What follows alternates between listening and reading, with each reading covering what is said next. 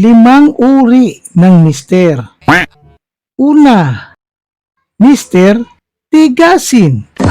Tigaluto, tigalaba, tigaplantsa, tigalinis, tigaalaga ng mga anak, at syempre ng asawa.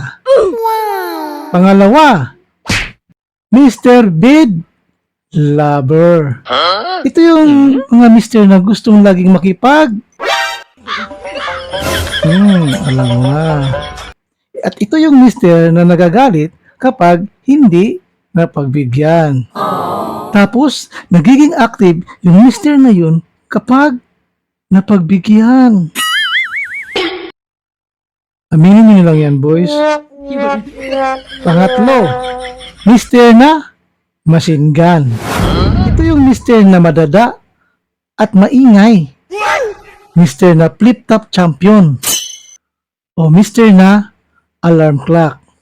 Ngayong umagang-umaga pa lang, ang bunganga ganito na.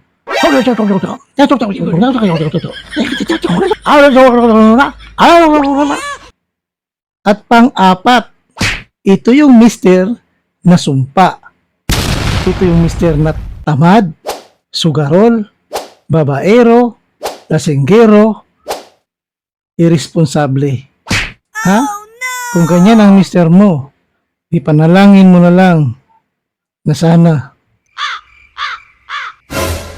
kunin na siya. Ipanalangin mo na magbago pa siya. At panglima, ito yung mister na maso. Maso nurin kay misis. Wow. Ito yung mister na takusa o yukusa. Takusa o takot sa asawa o yukusa asawa. Or mister na under ni misis. Itong uri ng mister na pwede nating isali sa uhaw.